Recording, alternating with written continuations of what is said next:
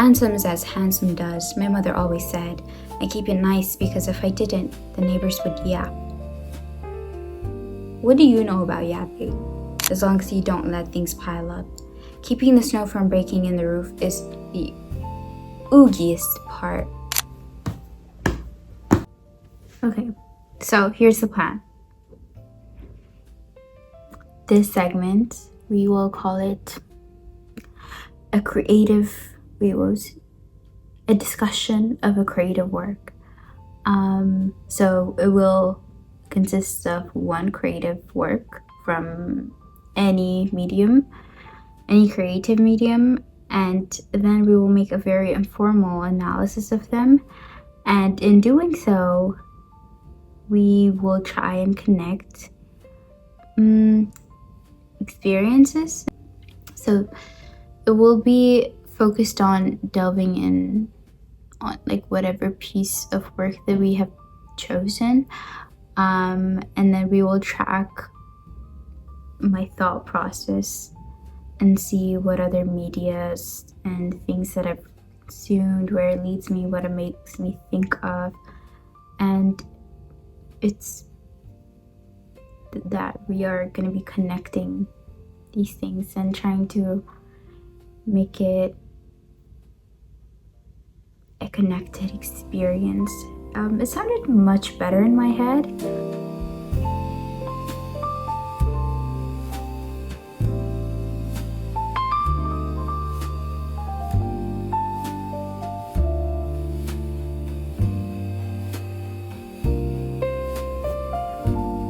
I have coffee here.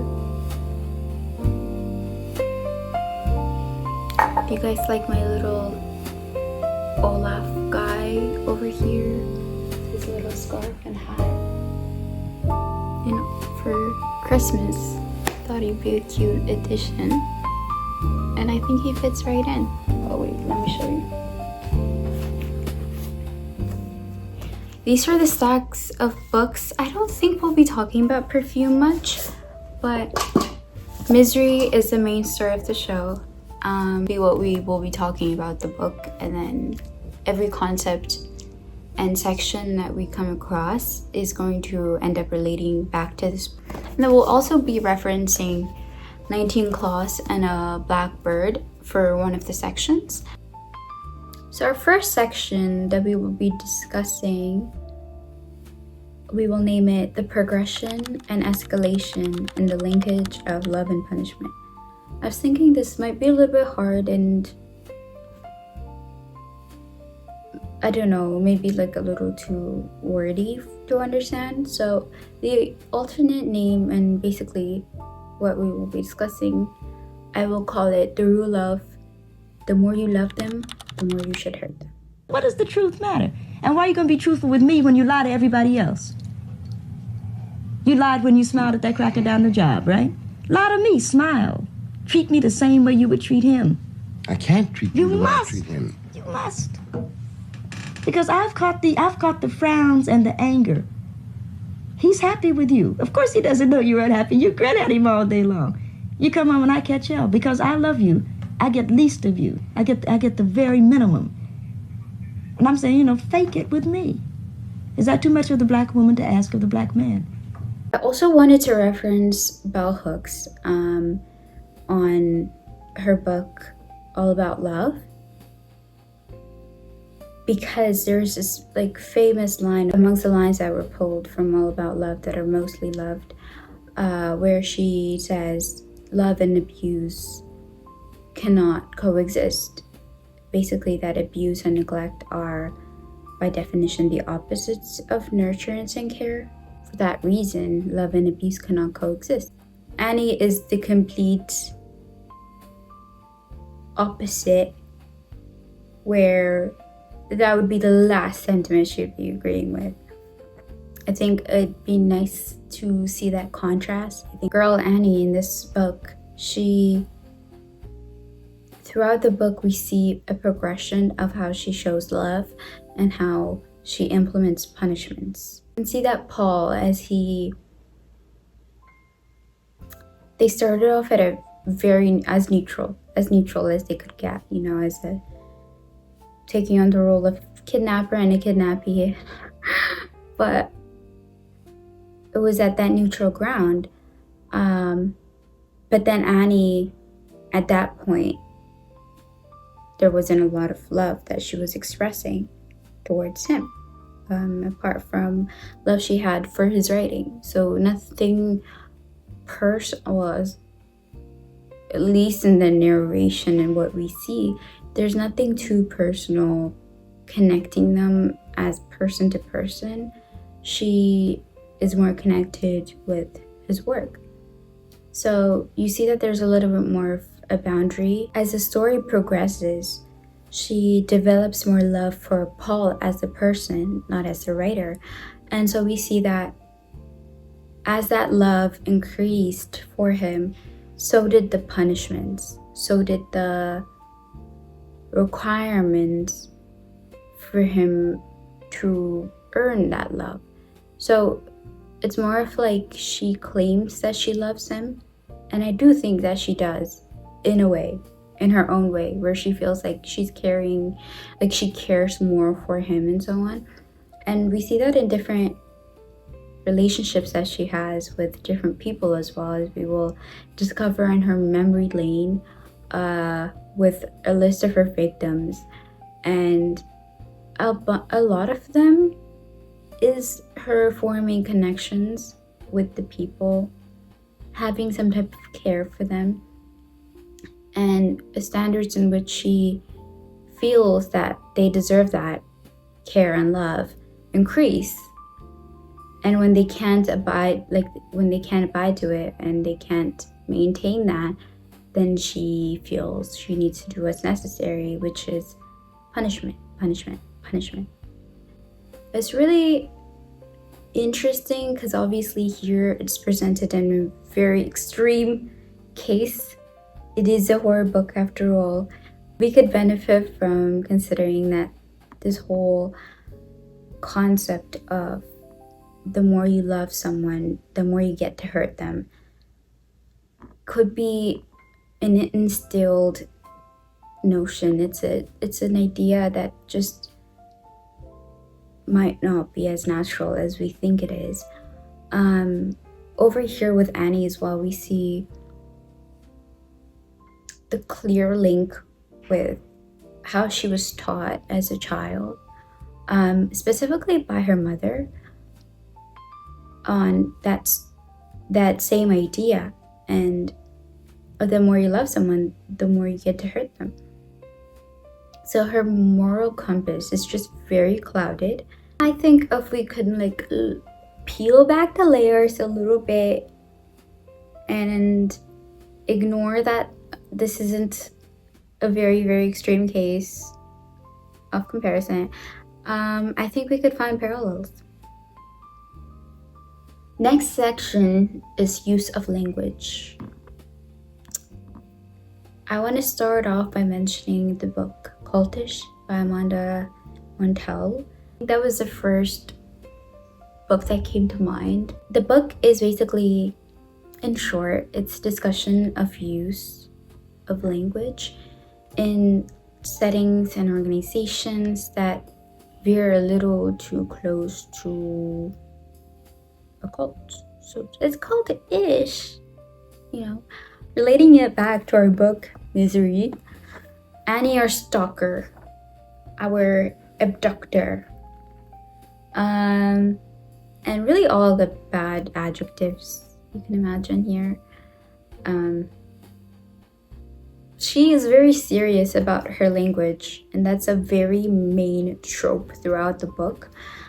Theme, you could call it. I just want to read you a thing just to understand the gravity of this, So this is the first, I think, wait.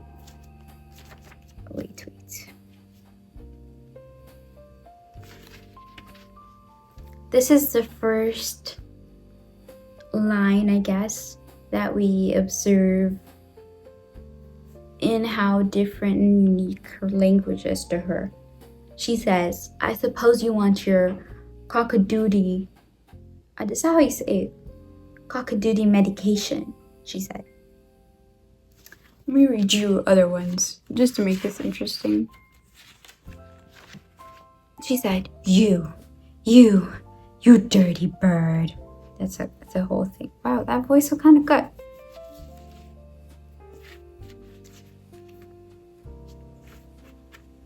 She says, fiddle with a doof. Handsome is as wait, what? Fiddle with a doof. Handsome is as handsome does. My mother always said. I keep it nice because if I didn't, the neighbors would yap. What do you know about yapping? They're always looking for a way to get at me or start a rumor about me, so I keep everything nice. Keeping up appearances is very, very important. As far as the barn goes, it really isn't much work, as long as you don't let things pile up. Keeping the snow from breaking in the roof is the oogiest part.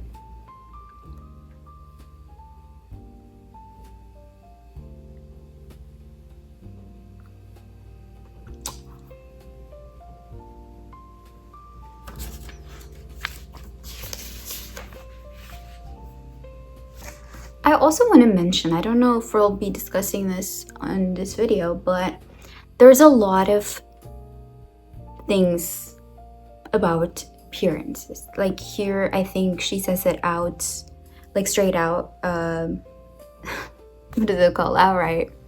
She says it outright. She says, keeping up appearances is very, very important. I think that's such a interesting thing. Like the most interesting trait of Annie as a character is that she is so contradictory in her words and her actions. And I think we all as humans are contradictory, but it's like hers is just so blatant in the way she does it, and she never recognizes it as what it is. It's almost as if her language, which this could relate with that, her language is completely separate, detached from like reality and how she lives and she moves throughout the world. It's almost as if because she said it, it kind of exists in her world. Because she thought it, that is what is true in her world. And that is so interesting. That's so interesting to me because, let me tell you, she says this. She says keeping up appearances is very, very important, but she never does. In fact, she makes it a point to not keep up appearances. She has this weird thing of like, she has a phone in her house that doesn't work, but she has to have it because it's to keep up appearances, obviously. Like if someone comes into the house, they see that she doesn't have a phone, it's gonna be really weird and very suspicious.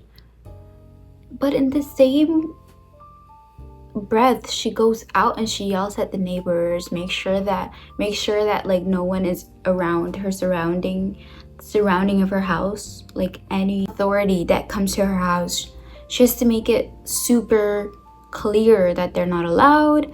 She tries sometimes to act nice and appear normal, but it never works because the way of her appearing normal, that's just not what normal is. So it's crazy and scary. I think that part really creeped me out because I'm pretty sure it was like not even a little bit afterwards, she goes out and she's yelling at the neighbors and kids or whatever to like get off of her property. Like, that's not keeping up appearances. Everyone knows about you and how weird you are, but it just feels like because you thought a phone in your house would make everything else less weird, then it's less weird. Like, so that detachment between language and action and just reality, the world, crazy. Like, I feel like that's a good example of how much crafting she's done in her use of language, how that's influenced her way of thinking and her perception of the world. I want to read you more of the thing because I'm having so much fun. I haven't looked back on this in some time, so this is really fun. Okay, there may be fairies, there may be elves, but God helps those who help themselves. Is this a real saying, you guys, or is this? Because I feel bad if this was real. If this was a real saying, but I doubt it. I doubt it.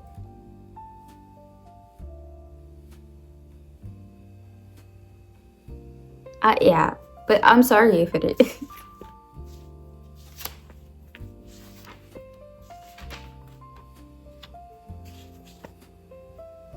I have a lot, you guys. Like, this was a task trying to capture everything. Okay, this will also appear. Okay, I think this is a very good segue into my next point, which is that there's this objective way of presenting herself using speech and language, and she uses that to manipulate dynamics with people. Let me go to you. But let me just read you the quote, okay? She says, "You poor dear. Annie has put you through a lot, hasn't she? Too much. Mean old Annie. I'll get it right away."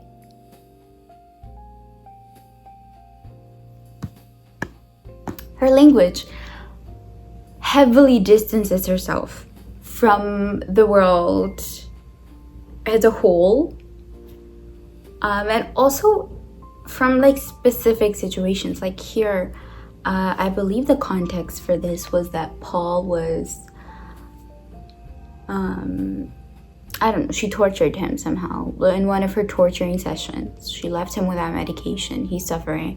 She comes back, and her anger has kind of settled. And she's like, "You poor dear.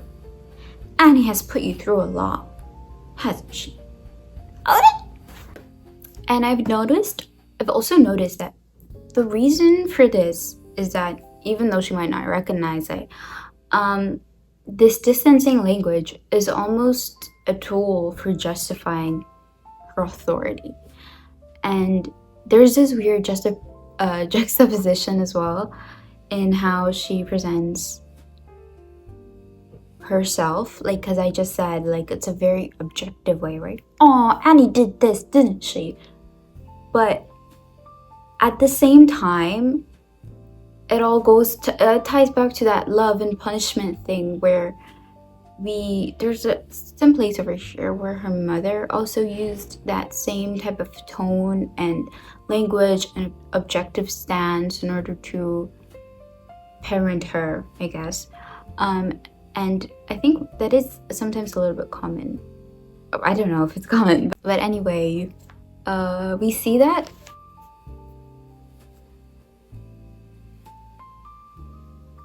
there's almost this relation with using that type of language and that being associated with love. So, "Oh, I did this because I love you. Oh, Annie did this, but you'll thank me later." I think there's a quote that says exactly that. "You'll thank me later, though. I just mean old, like, oh, you probably think I'm a mean old mother, aren't I?" Like, you know, that type of language where it feels like it is very degrading and it's very invalidating, almost minimizing, and infantilization, obviously. But so it's like that juxtaposition of, oh, I'm a very close, familiar person, almost taking on the role of a parent, someone who cares and loves you. But at the same time, I'm gonna use language that is very, very distancing from this whole situation, whether that be to justify her. I think it's mostly for minimization, right? To minimize the impact that she has had because of her actions. And then with the, with that whole topic of, oh, I care about you, I'm like a parent, whatever, is to justify her authority. Like, yeah, I did this because I care about you.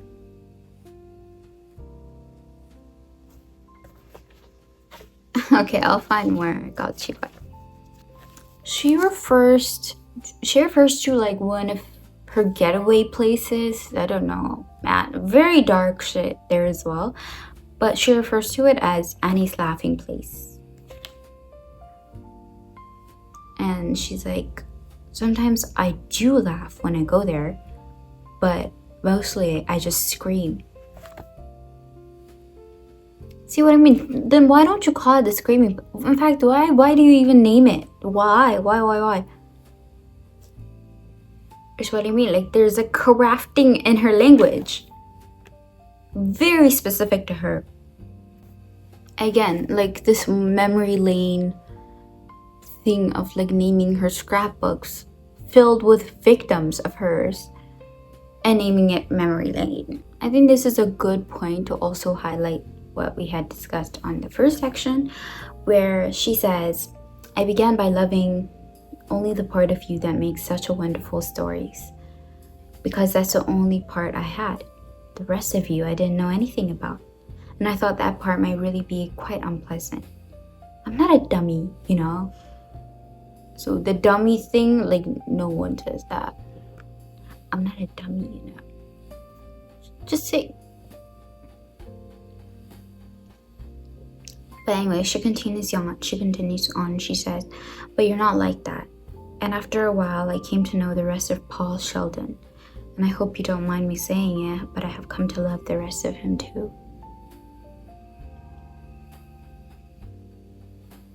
I think after this admission is exactly when the escalation of, oh, I love this person, so technically I could do whatever. In fact, I can hurt them more than I would have had I not loved them. I think that's really the point where things start like escalating quickly. But again, dummy use of language.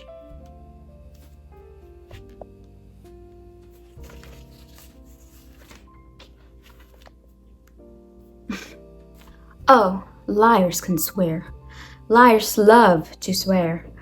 Well, go ahead and treat me like a fool. If that's what you want, that's fine. Goody for you. Treat a woman who isn't a fool as if she were. That woman always comes out ahead. Okay, Annie, but like, real for this like sentence. Yeah, it's very true. Because Paul, one thing he was pissing me off, like actually a lot of things pissed me off, but one of the things which we will also discuss on one of the sections, we'll kind of touch on it, so it's not fully we're not fully criticizing him as a character, more so what he represents. But one of the things is he really kept underestimating Annie, and he really was treating her like she was a very dumb person. And I don't know how many times she had to prove to him that that wasn't the case. And because she was, the way she approached her, I don't know, observance, and the way she approached how she uses her intelligence to curate all these things, he thought he was better. He thought he could I guess so. I guess you could try, but like, there was definitely like an underlying like weird complex he had going on. I don't know. But yeah, again, goody. Well, you go ahead and treat me like a fool.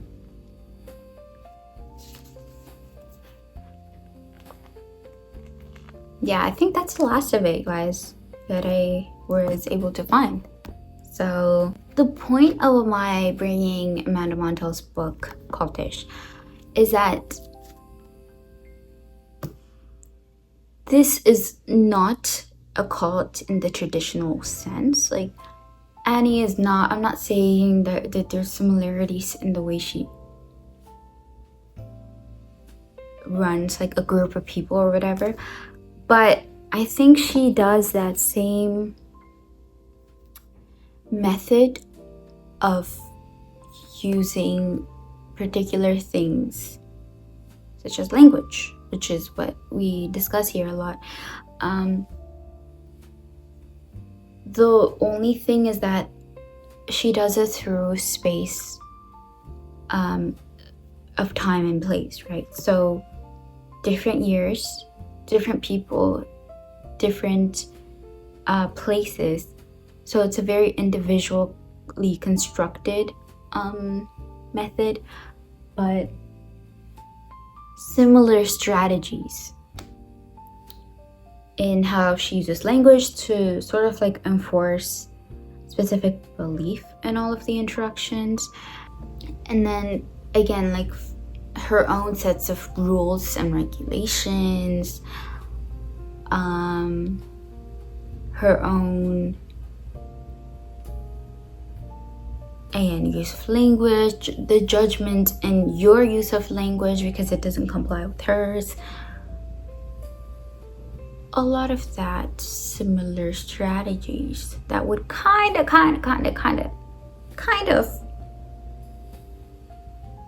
like link it to a little bit of cultish behavior in my thinking as I was reading. Third section is transference in the psychology, that is attachment to scraps of, I don't know why I make these long ass titles, but like the point is that it's like the transference and the psychology that is like attachment to scraps of safety in toxic situations, and also the links with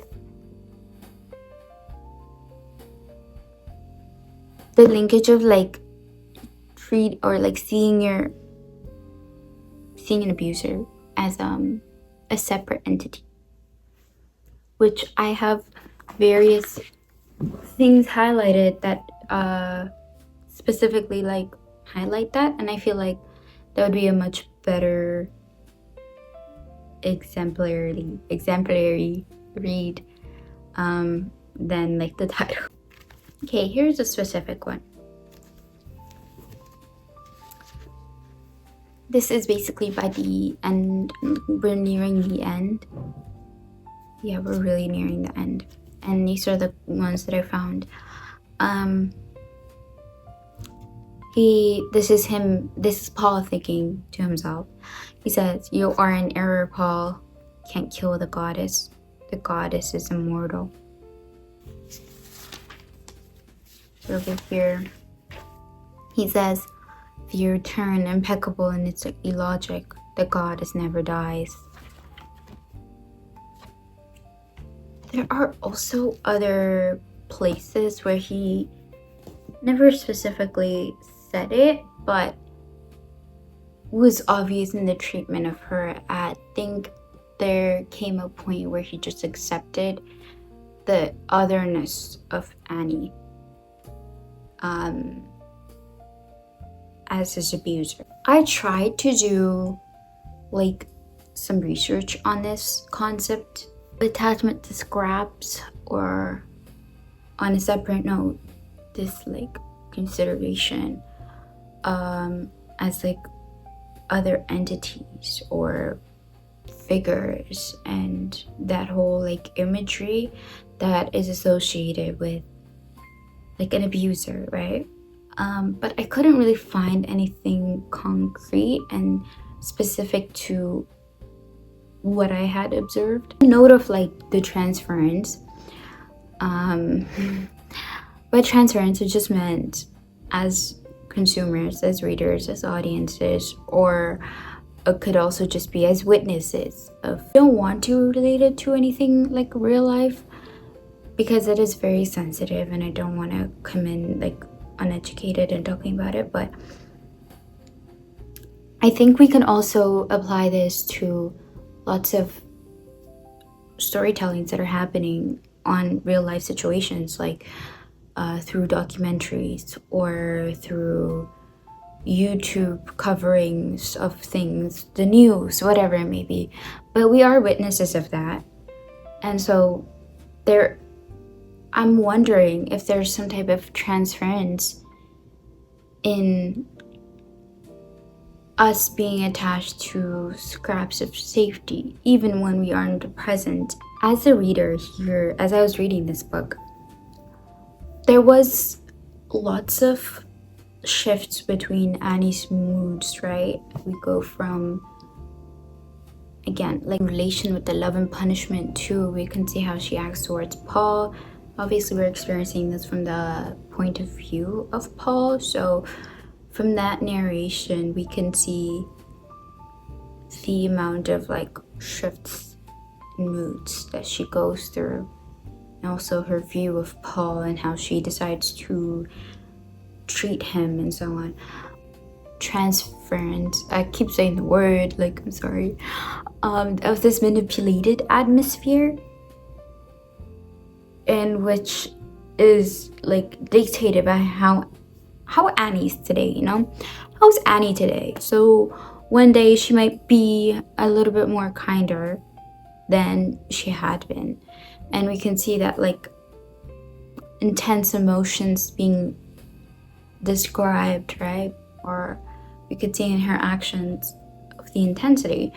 And so say like she was in complete state of, you know, anger, and she wants Paul to be punished or disciplined, whatever. And she's doing a lot of intense things, and then the next day she's coming in and like, I'm sorry, Paul. I went to my laughing place. I screamed a little, and then I'm back and I'm feeling better. And I'm sorry for the way I acted, huh? Sometimes my anger just takes hold of me. I can't really help it. And I'm like, oh, okay.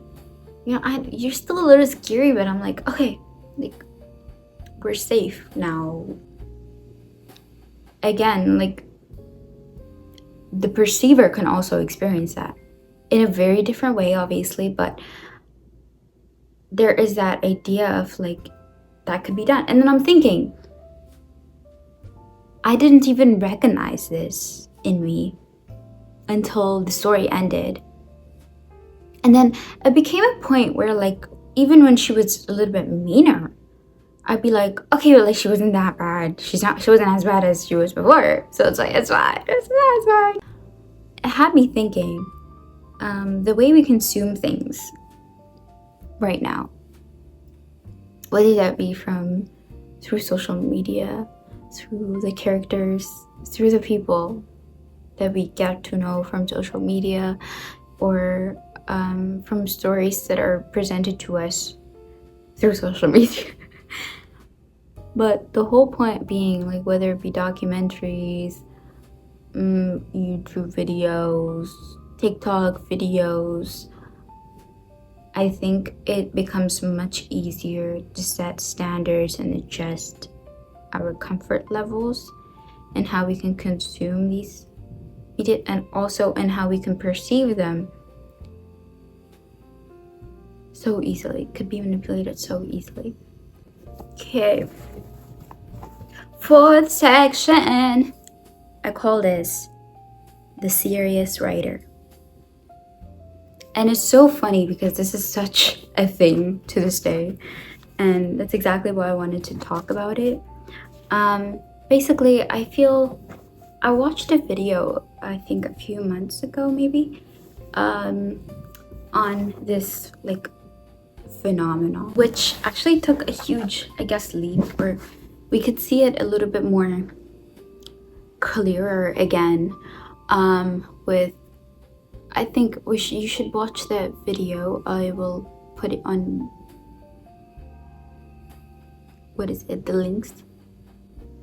My interpretation of this issue is very closely with the issues that were brought up in the video. But to summarize, it's misogyny. It's misogyny. But anyways, the video highlights very good points where we kind of go back throughout history and we see the same patterns repeating over and over again, of where women and their involvement in things devalues a specific genre or whatever. Like, talk about nursing, talk about cheerleading, basically anything that women get into immediately get devalued, even if they were associated with men before, because it's now women that are into it and that are seemingly getting involved slowly. It's like immediately loses its value. And that's so interesting because with books, we see the genre of romance being so stigmatized. There's a lot of bad name that gets associated with romance. That is what we will be talking about right now, so I'll closely focus on that. Basically, in 2020, I feel like 2020 is the right time where book talk went crazy. People started to read more. People got that sense of, oh, reading isn't just about being that intellectual man. But there are very different genres, all that can relate with, you'll find something for you, basically. That type of idea started streaming out a lot. So people got more comfortable reading, and the main genres that were being promoted and consumed were romance and fantasy romance and fantasy, maybe. But anyways, I think the two main ones are like just contemporary romance and fantasy romance. And that whole sweep of reading not only impacted, the already existing stigma that surrounded it and that surrounded the association of women with it, therefore it being even more stigmatized if men read it. Anyways, not only did that increase and got more stigmatized, but it also impacted the whole of reading, the whole skill of reading, not skill of whole of like reading books. It got devalued because women were not doing it. Have you guys seen videos or articles, I don't know, or reviews, whatever it may be, but I've been seeing a lot of people coming out, men, actually some women too, but like mostly men, that are like, no, like, what do you read? Oh, I read fantasy, but it's not what you're thinking. It's not what the TikTok people are reading. No. I'm better. I read complex fantasy. Almost that need to over-explain and justify the genre that they're reading so that it's not associated with women, basically. I don't know. Like, if you really think about it, that's what it comes down to. See that a lot. It's very common still. My guy Paul was experiencing it back in the days as well. He was in such fear of not being considered as a serious writer, considering that he was popular as a writer throughout the contemporary romance section. Was it fantasy? I don't know. It's romance of sorts that he wrote a series for. Our Misery is the name of the character that he is that's the main character of the series. And we see at the beginning of the book the relief that he felt for finishing the book, in which he just kills off Misery. There's a lot of visualization and what's it called? He personifies Misery as the cause for his misery. Yo, that's kind of good. That's kind of good. That's basically how he sees her, and so that act of killing her gave him that liberation to go on and write serious writer shit, you know? He wrote this book, which Annie, and honestly, the more I talk about Annie, the more I'm like, hell yeah, you know? But no, she ends up burning the book because of how, I don't know, she thought it was bad. But again, he ends up thinking she was just so she just didn't have taste, and that she didn't have the intellectual property to determine what's good or what's not. I feel like this is a direct example of what type of opinion he values. This is the start of him doubting her abilities, doubting her intelligence. That's crazy, man. That's crazy. I can't believe he judged her over books that she likes to read. But this is a very good example of how our society is going right now. It goes on, and what I found really interesting was that the instructions given from Annie to Paul to write a book, right? She was told to write a book, basically a revival of Misery. And he even admits that that was his best book that he's ever written. And it got me thinking, I wonder if he felt liberated in that moment, in that space, where that control was taken away from him, and he was doing this because he had to, not because he wanted to. So it felt easier to just write instead of contemplating what this would mean, what this would say about his character, who he was, about his masculinity, whatever it may be, because that societal pressure, that implication of what it would mean was taken away from him. It was taken out for that equation. It was taken out of the equation, so it was easier to kind of engage with the story fully and allow himself to love it without all these little boundaries, you know? And I thought that was really interesting. I thought that was a very good example of the serious writer and how unserious it is.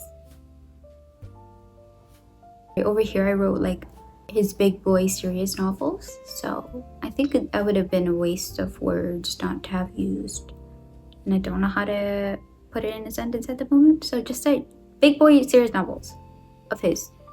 That was the goal, the aim. I have like brief section views of things that I didn't get a chance to talk about, which one of them includes 19 Claws and Blackbird and what I wanted to reference. I think this is good. This is the first story on the collection of the short stories. But it's a light, swift, and monstrous sound, and basically it talks about dentures. It says, first the dentures fell onto the blue tiles of your patio, and this person is a dentist, and so it was a little ironic that the dentures had fallen precisely on your patio, a dentist patio, and it was at the moment that the Menendez's body fell, seconds after his dentures. You clutched the dentures until they cut your hand as you watched Menendez's body stain your patio. You looked at his body, which was naked. It had no dentures. You smiled because it would have been very easy for you to fix his dentures, and you would have done it so free of charge because Menendez was your neighbor, had been your neighbor. Dave rang the bell, knocked, and called your name, but you were looking, mesmerized, at his horribly made dentures. Those are the lines that I found particularly interesting. Point that I wanted to relate it to was this whole appearance thing that Annie had going. And also it is kind of a reflection of our human nature, where when things are a little bit too big, we tend to just focus on things that are more familiar, like the dentures here for the dentist.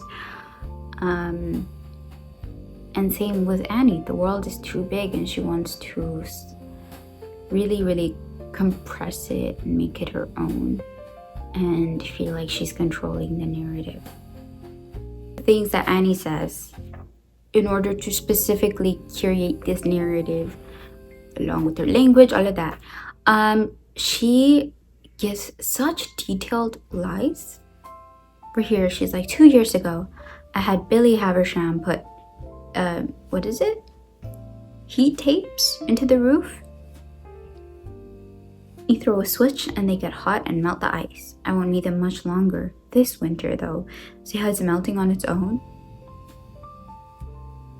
Was that a necessary information we needed to count for it to be?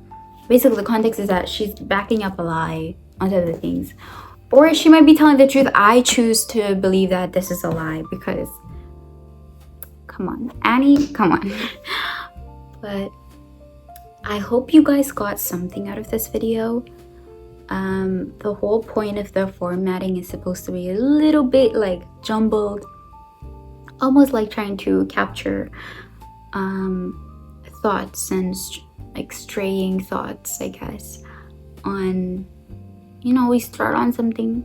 Here, our main character's Misery by Stephen King, and we see what the experience after reading it, reflecting on it, or annotating it, and where all of those thoughts lead us, and how it can also lead us to other creative projects, like other videos, other documentaries that we might have watched previously, other books we might have read, quotes that had stood out for us and like are perfectly,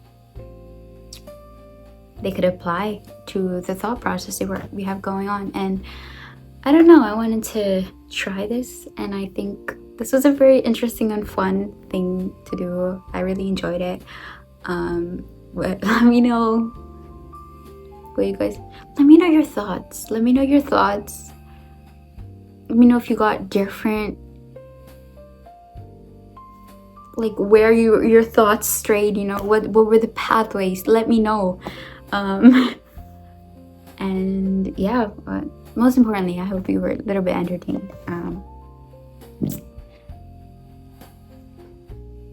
My little buddy here and I